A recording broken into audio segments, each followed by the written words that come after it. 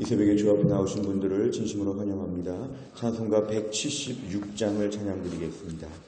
찬송가 176장입니다.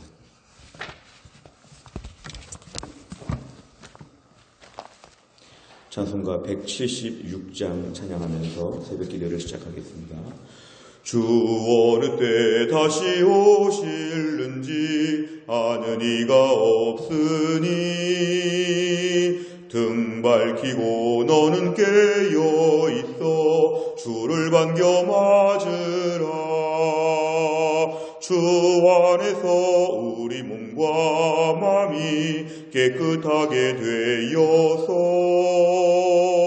주 예수님 다시 오실 때에 모두 기쁨으로 맞으라. 주 오늘에 다시 오신다면 부끄러움 없을까? 잘하였다 주님 칭찬하며 우리 맞아 주실까? 주 안에서 우리 몸과 마음이 깨끗하게 되어서 주 예수님 다시 오실 때에 모두 기쁨으로 맞으라. 주 예수님 맡겨주신 일에 모두 충성 다했나? 내 맘속에 확신 넘칠 때에 영원한 식 없겠네. 주 안에서 우리 몸과 마음이 깨끗하게 되어서 주 예수님 다시 오실 때에 모두 기쁨으로 맞으라. 주 예수님 언제 오실는지 한밤에나 낮에나 늘 깨어서 주님 맞는 성도 주의 영광 보겠네. 주 안에서 우리 몸과 마음이 깨끗하게 되어서 주 예수님 다시 오실 때에 모두 기쁨으로 맞으라. 아멘. 하나님 말씀은 마가복음 13장입니다. 마가복음 13장 28절부터 37절까지입니다. 마가복음 13장 28절부터 37절. 마가복음 13장 28절부터 37절까지의 말씀을 저 한 절씩 교독하겠습니다. 마가복음 13장 28절에서 37절 제가 먼저 읽겠습니다.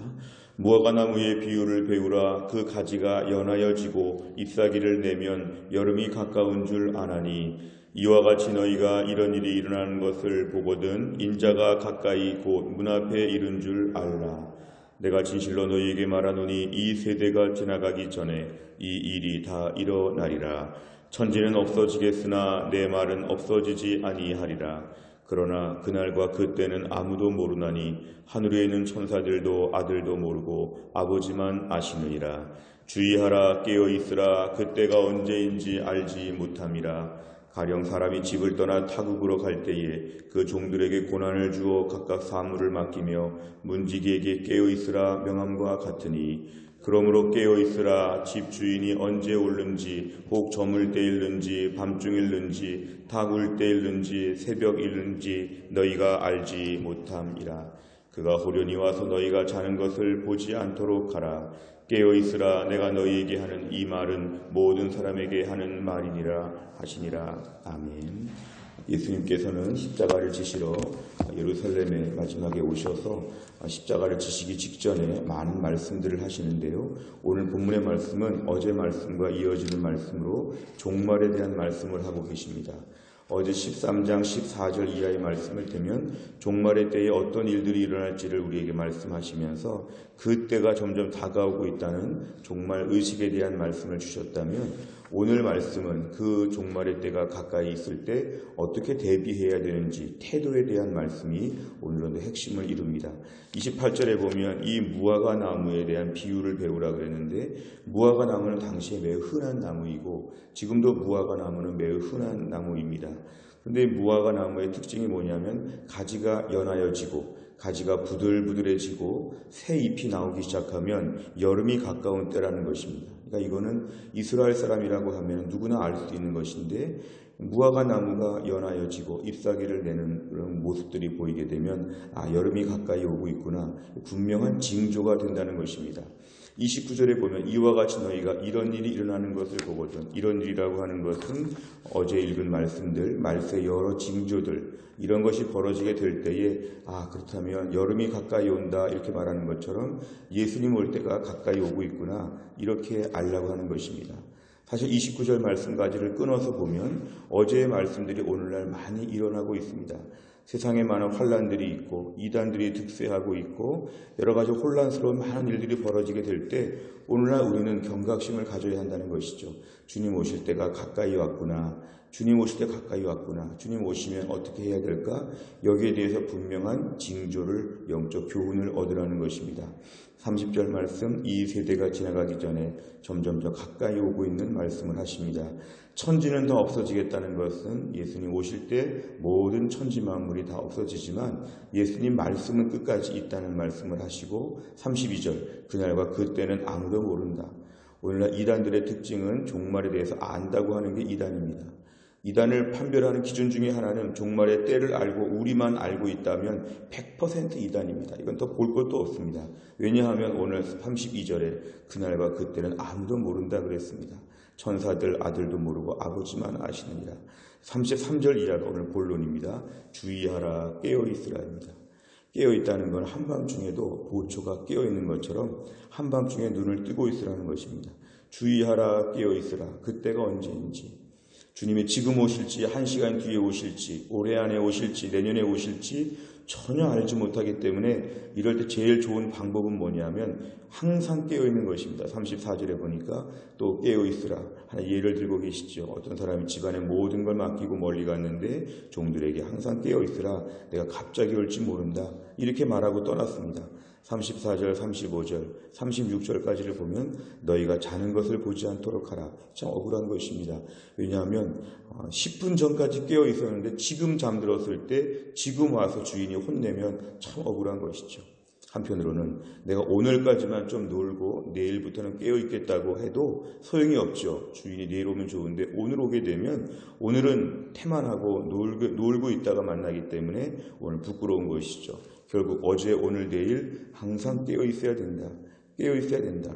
매우 지금 현재적으로 바로 여기서 오늘 지금 깨어 있어야 된다. 이것이 말세를 사는 성도들의 태도입니다. 37절에 보면은 모든 사람에게 하는 말이다. 이것은 꼭 예수님의 제자뿐만 아니라 모든 성도가 다 기억해야 된다고 오늘 주님 말씀하셨습니다. 이 말씀을 중심으로 내용 관찰을 보시면 예수님께서는 오늘 본문에서 제자들에게 반복해서 명령하신 말씀이 무엇입니까? 성경을 보다가 반복해서 나오는 구절은 오늘의 핵심적인 내용입니다. 33절 주의하라, 깨어있으라. 34절 깨어있으라.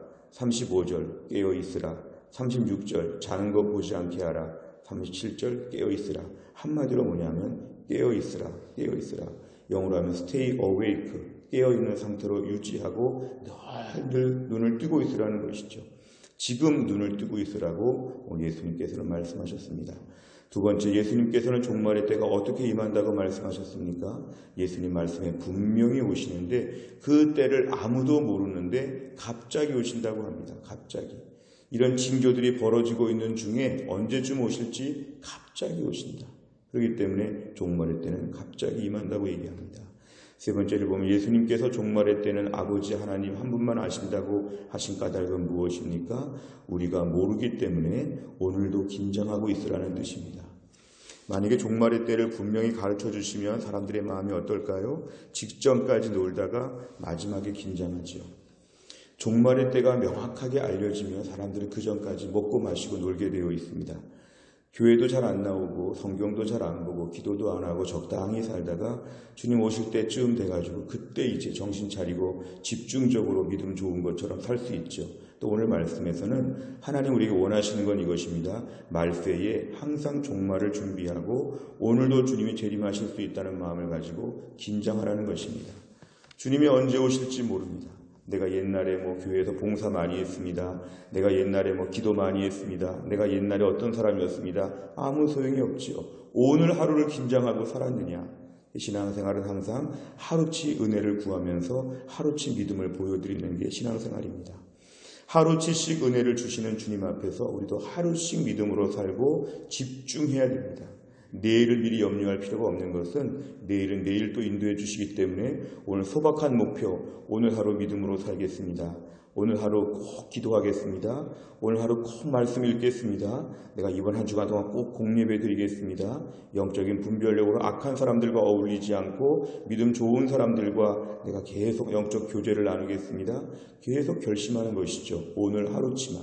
이렇게 되면 이러다가 주님 나라 가고 이러다가 주님 오신다는 것입니다. 믿음이란 것은 어떤 결과론적인 것보다는 과정이 중요합니다. 깨어 있었느냐? 한밤중에 보초가 눈을 감으면 안 되는 것처럼 신앙생활은 항상 눈을 뜨고 있어야 되는 경각심을 줍니다. 네 번째를 보면 집주인이 언제 올지 모르기에 늘 깨어 있어야 한다는 말씀에서 무엇을 느낍니까?